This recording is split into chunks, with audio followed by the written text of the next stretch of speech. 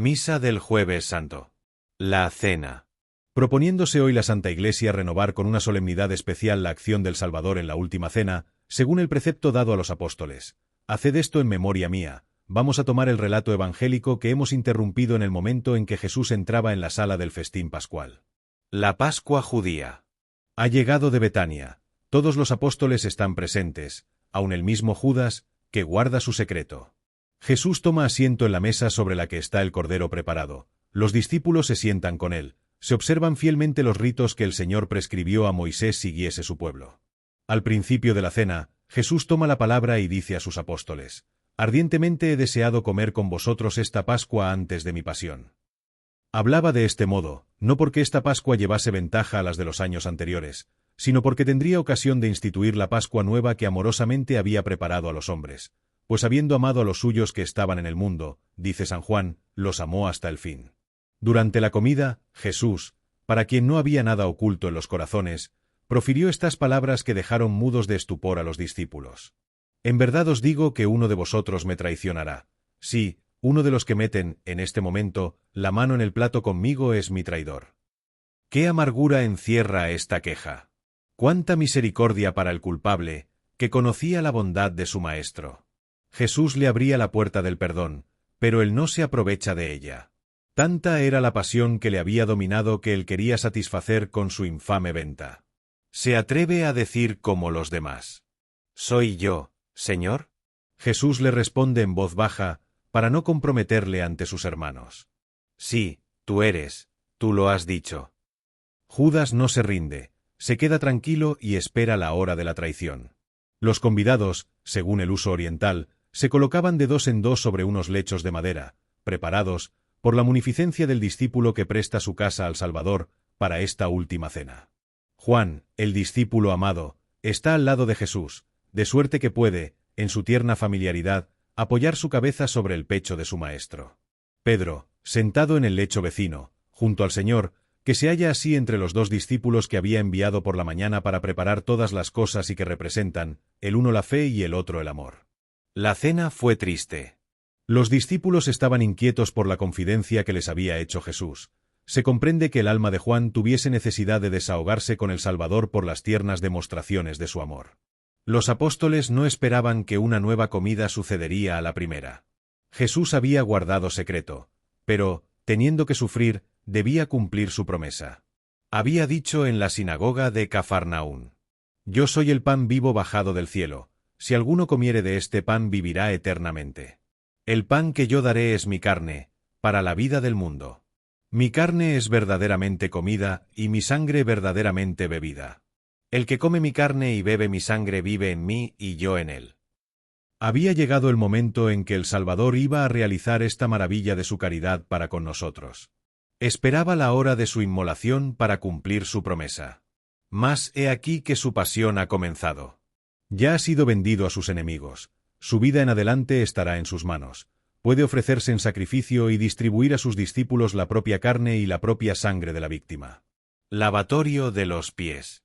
La cena acababa cuando Jesús, levantándose ante la extrañeza de los apóstoles, se despoja de sus vestidos exteriores, toma una toalla, se la ciñe como un siervo, echa agua en el hebrillo y da a entender que se propone lavar los pies a los convidados. El uso oriental era que se lavasen los pies antes de tomar parte en el festín, pero el más alto grado de hospitalidad era cuando el señor de la casa cumplía el mismo este cuidado con sus huéspedes. Jesús es quien invita en este momento a sus apóstoles a la divina cena y se digna hacer con ellos como el huésped más diligente. Pero como sus acciones encierran siempre un fondo inagotable de enseñanzas, quiere, por lo mismo, darnos un aviso sobre la pureza que se requiere en los que han de sentarse a la mesa. El que está limpio ya no necesita lavarse los pies.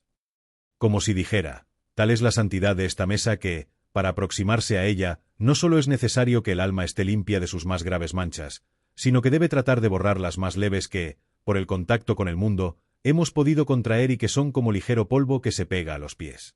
Explicaremos más adelante otros misterios significados en el lavatorio de los pies. Jesús se dirige primeramente hacia Pedro, futuro jefe de su iglesia. El apóstol rehúsa tal humillación de su maestro. Jesús insiste y Pedro se ve obligado a ceder. Los otros apóstoles que, como Pedro, habían quedado sobre los lechos, ven sucesivamente a su maestro acercarse a ellos para lavarles los pies. No exceptúa al mismo Judas. Había recibido un segundo y misericordioso llamamiento algunos momentos antes, cuando Jesús, hablando a todos, dijo: «Vosotros estáis limpios, pero no todos».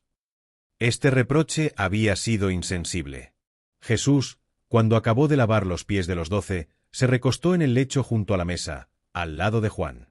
A Pedro le ha herido la insistencia de su maestro. Quiere conocer al traidor que deshonra el colegio apostólico, mas no atreviéndose a preguntar a Jesús, a cuya derecha está recostado, hace unas señas a Juan que está a la izquierda del Salvador para procurar obtener una aclaración. Juan se recuesta sobre el pecho de Jesús y le dice en voz baja: «Maestro, ¿quién es?»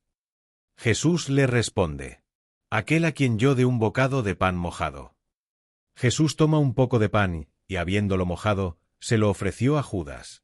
Era una nueva invitación, pero inútil a esta alma impasible a toda acción de la gracia. El evangelista añade: «Después que recibió el bocado entró en él Satanás». Jesús aún le dice 2 palabras: «Lo que vas a hacer, hazlo pronto». Y el desdichado sale de la sala para ejecutar su crimen.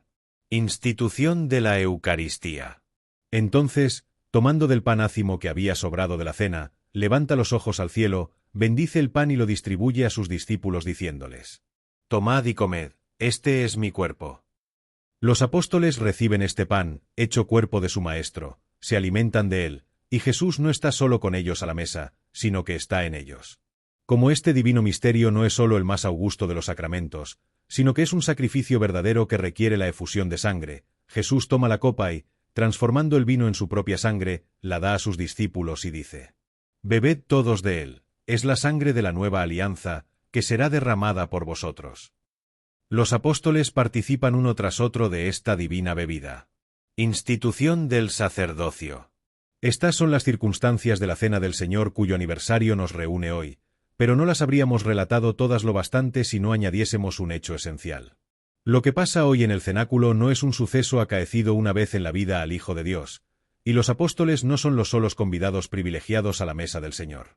En el cenáculo, así como ha habido más de una comida, así también ha habido algo más que un sacrificio, por divina que haya sido la víctima ofrecida por el soberano pontífice. Ha habido la institución de un nuevo sacerdocio. ¿Cómo habría dicho Jesús a los hombres? «Si no coméis mi carne y bebéis mi sangre, no tendréis vida en vosotros». Si no se hubiese propuesto establecer en la tierra un ministerio por el cual se renovase, hasta el fin de los tiempos, lo que acaba de hacer en presencia de sus discípulos, más dice a los hombres que ha escogido: «Haced esto en memoria mía». Les da por estas palabras el poder de cambiar también ellos el pan en su cuerpo y el vino en su sangre, y este poder se transmitirá en la Iglesia por la ordenación, hasta el fin de los siglos. Jesús continuará obrando por el ministerio de hombres pecadores la maravilla que ha hecho en el cenáculo. Y al mismo tiempo que dota a su Iglesia del único sacrificio, nos da a nosotros, según su promesa, por el pan del cielo, el medio de vivir en él y él en nosotros. Vamos, pues, a celebrar hoy otro aniversario no menos maravilloso que el primero, la institución del sacerdocio cristiano. La misa del Jueves Santo. Para expresar de manera sensible a los ojos de los fieles la majestad y unidad de esta cena que el Salvador dio a sus discípulos y a todos nosotros en su persona, la Iglesia prohíbe hoy a los sacerdotes la celebración de toda misa privada, fuera del caso de necesidad. Quiere que solo se ofrezca un sacrificio al que asisten todos los sacerdotes. A la comunión se acercan al altar, revestidos de estola, insignia de su sacerdocio, para recibir el cuerpo del Señor de manos del celebrante.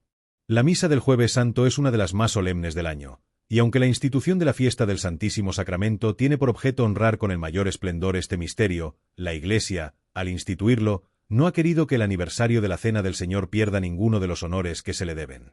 El color de las vestiduras es el blanco, como en los días de Navidad y de Pascua, todo duelo ha desaparecido. Muchos ritos anuncian que la Iglesia teme por su esposo, pero suspende por un momento los dolores que la oprimen. En el altar el sacerdote ha entonado el himno angélico. Gloria a Dios en las alturas. Las campanas, lanzadas a vuelo, acompañan el canto hasta el fin, pero a partir de este momento permanecerán mudas y durante las largas horas de su silencio darán a la ciudad un tono de soledad y de abandono. La Iglesia quiere hacernos sentir que este mundo, testigo de los padecimientos y muerte de su Creador, ha dejado toda melodía y se ha quedado triste y desierto. Y añadiendo a esta impresión general un recuerdo más preciso, nos trae a la memoria que los apóstoles, pregoneros de Cristo figurados por las campanas cuyo sonido llama a los fieles a la casa de Dios, han huido y han dejado a su Maestro en manos de sus enemigos. Después del canto del Evangelio, suspéndese en cierta manera la misa para dar lugar a la ceremonia del mandato o lavatorio de los pies, que antiguamente se verificaba después de mediodía y que el decreto del 16 de noviembre de 1955 prescribe se haga ahora en este sitio de la misa, al menos allí donde es posible. Los monumentos. Aun cuando la Iglesia suspende por algunas horas la celebración del sacrificio, no quiere con eso que su divino esposo pierda ninguno de los honores que le son debidos en el sacramento del amor. La piedad católica ha hallado medio para transformar en un triunfo para la Eucaristía los instantes en los que la hostia santa parece como inaccesible a nuestra indignidad. Prepara un monumento en cada templo. Allí traslada el cuerpo del Señor, y aunque esté cubierto de velos, los fieles le asediarán con sus aspiraciones y adoraciones. Vendrán a honrar el reposo del hombre Dios, donde estuviere el cuerpo allí se congregarán las águilas. De todas las partes del mundo se elevarán a Jesús un concierto de vivas y afectuosas oraciones, en compensación de los ultrajes que recibió en estas mismas horas de parte de los judíos. Allí se reunirán las almas fervientes, donde ya mora Jesús, y los pecadores arrepentidos por la gracia y en vías de reconciliación. La estación. En Roma la estación se celebra en San Juan de Letrán. La grandeza de este día, la reconciliación de los penitentes y la consagración del crisma piden unánimemente esta metrópoli de la ciudad y del mundo. Hoy, con todo eso, tiene lugar la función en el Palacio Vaticano. Antiguamente, como las dos primeras misas ocupaban gran parte del día, esta tercera misa comenzaba en el canon. Se advierte que los textos de la antemisa no tienen relación directa con la cena. El introito es del martes precedente, la colecta pertenece a la liturgia de la mañana, la epístola está tomada del oficio de la noche, el Evangelio se leyó en otro tiempo el martes santo. En el introito la Iglesia se sirve de las palabras de San Pablo para glorificar la cruz de Jesucristo, celebra con entusiasmo al divino Redentor que, muriendo por nosotros, ha sido nuestra salvación, que por su pan divino es vida de nuestras almas y por su resurrección, autor de la nuestra. Introito. Más a nosotros nos conviene gloriarnos de la cruz de nuestro Señor Jesucristo, en quien están nuestra salud, nuestra vida y nuestra resurrección, por el cual hemos sido salvados y libertados. Salmo. Compadézcase Dios de nosotros y bendíganos, brille sobre nosotros su rostro y tenga piedad de nosotros. Más a nosotros nos conviene gloriarnos de la cruz de nuestro Señor Jesucristo, en quien están nuestra salud, nuestra vida y nuestra resurrección, por el cual hemos sido salvados y libertados. En la colecta la Iglesia pone ante nuestros ojos la suerte tan diferente de Judas y el buen ladrón, los dos culpables, pero el uno condenado y el otro perdonado. Pide al Señor que la Pascua de su Hijo, en cuyo relato se ven cumplidas esta justicia y esta misericordia, sea para nosotros remisión de los pecados y fuente de gracia. Colecta. Oh Dios, de quien recibió Judas el castigo de su pecado y el ladrón el premio de su confesión, concédenos a nosotros el efecto de tu propiciación, para que, así como Jesucristo, nuestro Señor, en su pasión dio a los dos el diverso galardón de sus méritos, así nos dé a nosotros, destruido el error de la vejez, la gracia de su resurrección. Él, que vive y reina contigo en la unidad del Espíritu Santo y es Dios por los siglos de los siglos. Amén. Epístola. Lección de la primera epístola del apóstol San Pablo a los Corintios, capítulo 11, versículos 20 a 32. Hermanos, cuando os reunís, ya no es para comer la cena del Señor. Porque cada cual pretende comer su propia cena. Y el uno tiene hambre y el otro está embriagado. ¿No tenéis acaso vuestras casas para comer y beber? ¿O despreciáis la iglesia de Dios y confundís a los que no tienen? ¿Qué os diré? ¿Os alabaré? En esto no os alabo. Porque yo recibí del Señor lo que también os he enseñado, que el Señor Jesús, la noche que fue entregado, tomó el pan y, dando gracias, lo partió y dijo: Tomad y comed, este es mi cuerpo, que será entregado por vosotros. Haced esto en memoria mía. Asimismo tomó también el cáliz, después de haber cenado, diciendo: Este cáliz es el Nuevo Testamento en mi sangre. Haced esto cuantas veces lo bebiereis en memoria mía. Porque siempre que comiereis este pan y bebiereis este cáliz anunciaréis la muerte del Señor hasta que Él venga. Por tanto, cualquiera que comiere este pan o bebiere el cáliz del Señor indignamente será reo del cuerpo y de la sangre del Señor. Pruébese, pues, el hombre a sí mismo y coma así de este pan y beba de este cáliz. Porque el que come y bebe indignamente, juicio come y bebe para sí, no discerniendo el cuerpo del Señor. Por eso hay muchos enfermos y débiles entre vosotros, y muchos duermen. Si nos examináramos nosotros mismos, no seríamos juzgados ciertamente. Pero si fuéramos juzgados, seremos castigados por el Señor, para que no nos condenemos con este mundo. Pureza necesaria para comulgar. El gran apóstol de las gentes, después de haber reprendido a los cristianos de Corinto por los abusos a que daban lugar las cenas llamadas ágapes, que el espíritu de fraternidad había instituido y que no tardaron en suprimirse, relata la cena del Señor. Insiste en el poder que el Salvador dio a sus discípulos de renovar la acción que acababa de efectuar. Pero nos enseña de un modo particular que, cada vez que el sacerdote consagra el cuerpo y la sangre de Jesucristo, anuncia la muerte del Señor, dando a entender por estas palabras la unidad de sacrificios en la cruz y en el altar. Examínese, pues, cada hombre a sí mismo, dice San Pablo, y después coma de este pan y beba de este cáliz. En efecto, para participar de un modo íntimo del misterio de la redención, para contraer una unión estrechísima con la divina víctima, debemos desterrar de nosotros todo lo que sea pecado o afecto al pecado. El que come mi carne y bebe mi sangre mora en mí y yo en él, dice el Salvador. ¿Puede haber algo más íntimo? ¿Con qué cuidado debemos purificar nuestra alma, unir nuestra voluntad a la de Jesús, antes de acercarnos a esta mesa que ha preparado para nosotros y a la cual nos invita? Pidámosle que nos prepare él mismo, como preparó a los apóstoles lavándoles los pies. Lo hará, ahora y siempre, si nos entregamos por completo a su amor. El gradual está compuesto con las palabras que la Iglesia repite a cada instante durante esos 3 días. San Pablo quiere con ellas reavivar en nosotros un reconocimiento profundo hacia el Hijo de Dios que se entregó por nosotros. Evangelio. Continuación del Santo Evangelio según San Juan, capítulo 13, versículos 1 a 15. Antes del día de la Pascua, sabiendo Jesús que había llegado su hora de pasar de este mundo al Padre, habiendo amado a los suyos, que estaban en el mundo, los amó hasta el final. Y, terminada la cena, cuando el diablo ya había sugerido al corazón de Judas, hijo de Simón Iscariote, el designio de entregarle, Jesús, sabiendo que el Padre había puesto en sus manos todas las cosas, y que había salido de Dios, y que a Dios iba, se levantó de la mesa, y se quitó su ropa. Y habiendo tomado una toalla, se la ciñó. Después echó agua en un lebrillo, y comenzó a lavar los pies de los discípulos, y a limpiarlos con la toalla con que estaba ceñido. Llegó, pues, a Simón Pedro, y díjole Pedro, Señor, ¿me lavas tú los pies a mí? Respondió Jesús, y le dijo, Lo que yo hago, no lo entiendes tú ahora, pero lo entenderás después. Díjole Pedro, No me lavarás los pies jamás. Respondióle Jesús, Si no te lavare, no tendrás parte conmigo. Díjole Simón Pedro, Señor, no solo mis pies, sino también las manos y la cabeza. Díjole Jesús, El que ya está lavado no necesita lavarse más que los pies, porque ya está limpio todo. Y vosotros estáis limpios, pero no todos. Porque sabía quién le había de entregar, por eso dijo, No estáis limpios todos. Así que les hubo lavado los pies y tomado de nuevo su ropa, volviendo a sentarse a la mesa, díjoles, ¿Sabéis lo que os he hecho? Vosotros me llamáis Maestro y Señor, y decís bien, porque lo soy. Pues si yo, el Señor y Maestro, he lavado vuestros pies, vosotros también debéis lavaros los pies los unos a los otros. Porque os he dado ejemplo, para que, como yo he hecho, hagáis también vosotros. Nueva lección de pureza. La acción del Salvador de lavar los pies a sus discípulos antes de admitirles a participar de su divino misterio encierra para nosotros una lección.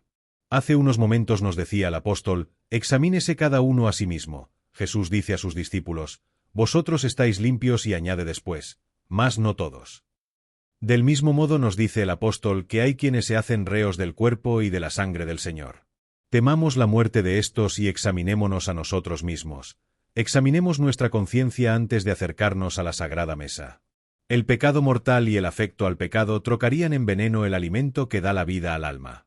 Pero, si debemos tener gran reverencia a la mesa del Señor, para presentarnos a ella sin las manchas por las cuales pierde el alma toda semejanza con Dios y se entrega a los dardos terribles de Satán, debemos también, por respeto a la santidad divina que va a venir a nosotros, purificar hasta las más leves manchas con las que pudiéramos herirla.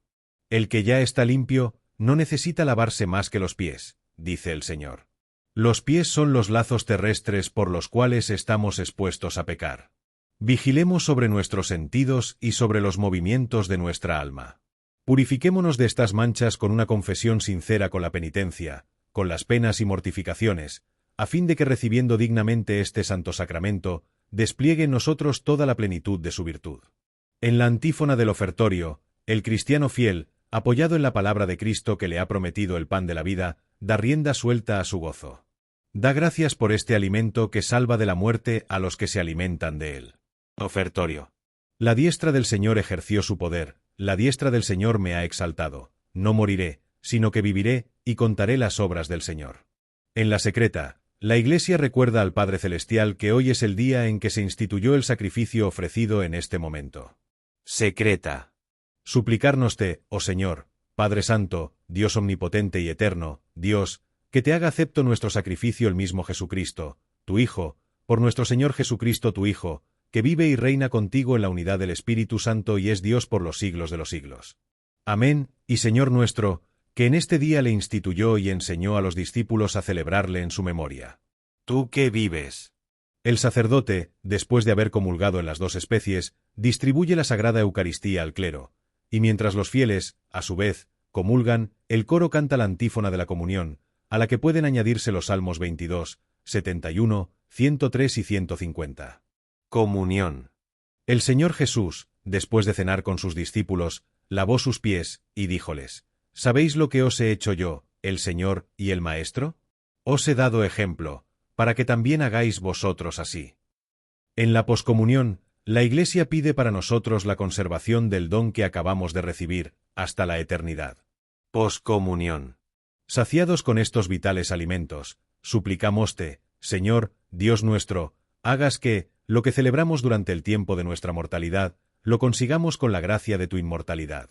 Por nuestro Señor Jesucristo tu Hijo, que vive y reina contigo en la unidad del Espíritu Santo y es Dios por los siglos de los siglos. Amén. La procesión. Terminada la misa, una procesión se dirige hacia el lugar donde será depositado el Santísimo Sacramento. El celebrante lleva el sagrado copón bajo palio, como en la fiesta del Corpus Christi, pero hoy, el cuerpo sagrado del Redentor contenido en el copón, va cubierto y no rodeado de rayos de esplendor como el día de su triunfo. Adoremos a este divino sol de justicia y, durante la marcha al monumento, cantemos el Pange, Lingua, el himno del Santísimo Sacramento, tan conocido de todos. Llegado al monumento, el celebrante inciensa el sagrado copón y lo encierra en el tabernáculo. Durante unos instantes se ora en silencio y luego el cortejo vuelve al coro en silencio e inmediatamente se procede a la denudación de los altares. Despojo de los altares. El celebrante, ayudado de los ministros, quita los manteles que cubren el altar. Este rito anuncia que se suspende el sacrificio. El altar permanecerá desnudo, hasta que pueda ofrecerse a la majestad divina la ofrenda sagrada. Pero, para esto, es necesario que el Señor, vencedor de la muerte, salga triunfante de la tumba.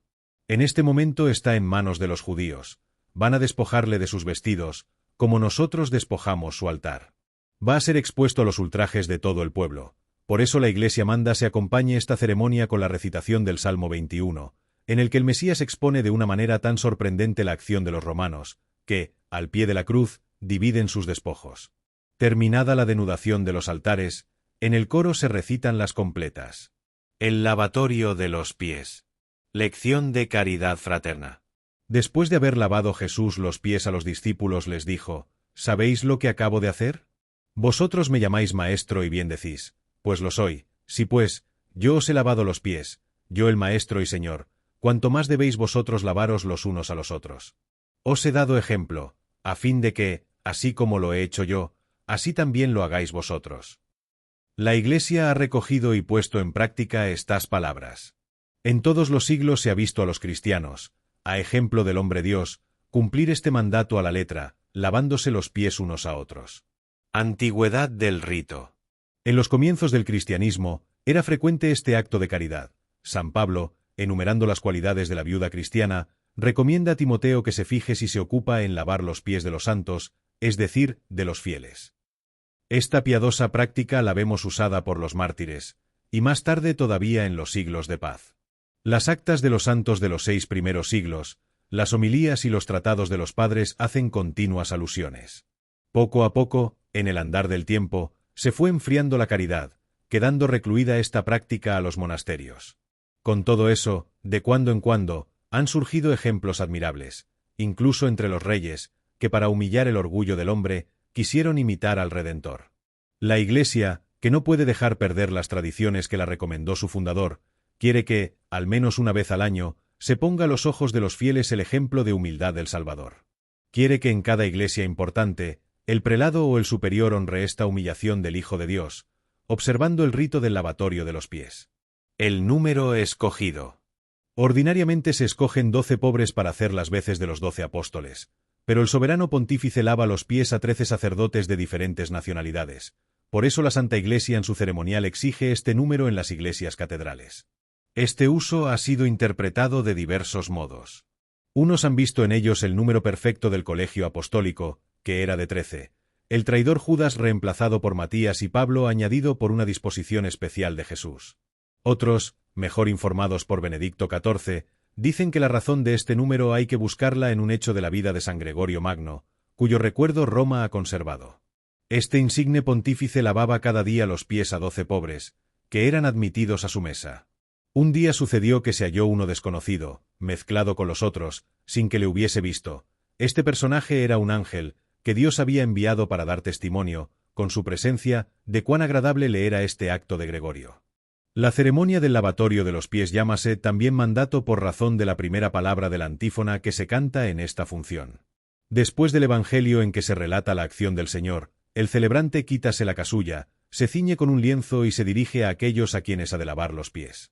Arrodíllase delante de cada uno de ellos y besa su pie después de habérsele lavado. Entretanto, el coro canta las antífonas siguientes. Antífona. Un mandamiento nuevo os doy, que os améis mutuamente, como yo os he amado, dice el Señor. Bienaventurados los puros en su camino, los que andan en la ley de nuestro Señor Jesucristo, que vive y reina contigo en la unidad del Espíritu Santo y es Dios por los siglos de los siglos. Amén. Un mandamiento nuevo. Se repite la antífona mandatum y así las demás después de su versillo. Antífona. Después que se levantó nuestro Señor Jesucristo de la cena, echó agua en un lebrillo, y comenzó a lavar los pies de sus discípulos. Este ejemplo les dejó. Grande es nuestro Señor Jesucristo, y muy digno de alabanza, en la ciudad de nuestro Dios y en su santo monte. Después que se levantó. Antífona. Jesús, nuestro Señor Jesucristo, después de cenar con sus discípulos, les lavó los pies y les dijo, ¿comprendéis lo que yo, vuestro Señor y Maestro, he hecho con vosotros? Os he dado ejemplo para que también lo hagáis vosotros. Has sido benévolo con tu tierra, Señor, has hecho repatriar los cautivos de Jacob. Jesús, nuestro Señor. Antífona. Señor, ¿me lavas tú los pies a mí? Respondió Jesús, y díjole, si no te lavare los pies, no tendrás parte conmigo. Llegó, pues, a Simón Pedro, y díjole Pedro, Señor, ¿me lavas tú los pies a mí? Respondió Jesús, y díjole, si no te lavare los pies, no tendrás parte conmigo, y griega. Lo que yo hago, tú no lo entiendes ahora, pero lo entenderás después. Señor, ¿me lavas tú? Antífona. Si yo, vuestro Señor y Maestro, os he lavado a vosotros los pies, ¿cuánto más deberéis lavaros los pies unos a otros? Oíd esto, gentes todas, escuchad con los oídos, los que habitáis la tierra. Si yo, vuestro Señor. Antífona. En esto conocerán todos que sois mis discípulos, si os tuviereis mutuo amor. Dijo Jesús a sus discípulos. En esto conocerán. Antífona. Permanezcan en vosotros estas tres cosas, la fe, la esperanza y la caridad, pero la mayor de ellas es la caridad. Ahora permanecen estas tres cosas, la fe, la esperanza y la caridad, pero la mayor de ellas es la caridad. Permanezcan en vosotros. Después de estas antífonas se canta el siguiente cántico, que nunca se ha de omitir, porque es una exhortación a la caridad, de quien es un símbolo el lavatorio de los pies. Donde hay caridad y amor, allí está Dios. Nos ha congregado juntos el amor de Cristo. Alegrémonos y gocémonos en él. Temamos y amemos al Dios vivo. Y amémonos nosotros con corazón sincero. Donde hay caridad y amor, allí está Dios. Cuando, pues, nos reunamos juntamente. Evitemos el dividirnos en espíritu. Cesen las riñas malignas, cesen los pleitos, y que, en medio de nosotros, esté Cristo, Dios. Donde hay caridad y amor, allí está Dios. Veámonos juntamente con los santos, y griega alegremente tu rostro, oh Cristo, Dios. Y el gozo tuyo, inmenso y puro. Por los siglos de los siglos infinitos. Amén. El celebrante, revestido de nuevo con el pluvial, termina la función con las siguientes preces. Padre nuestro. El resto de la oración dominical se continúa en voz baja hasta las dos últimas peticiones. Y no nos dejes caer en la tentación. Mas líbranos de mal. Tú ordenaste, Señor, que tus mandatos se guardasen celosamente. Tú lavaste los pies de tus discípulos. No desprecies las obras de tus manos. Señor, escucha mi oración. Y llegue a ti mi clamor. Nuestro Señor Jesucristo sea con vosotros. Y con tu espíritu. Oración. Suplicámoste, Señor, asistas a este obsequio de nuestra servidumbre. Pues, tú te dignaste lavar los pies a tus discípulos, no desprecies las obras de tus manos, que nos mandaste conservar, para que, así como aquí nos lavan y nos lavamos las manchas exteriores, así sean lavados por ti los pecados interiores de todos nosotros. Lo cual te dignes conceder tú mismo, oh Dios, que vives y reinas por todos los siglos de los siglos. Amén.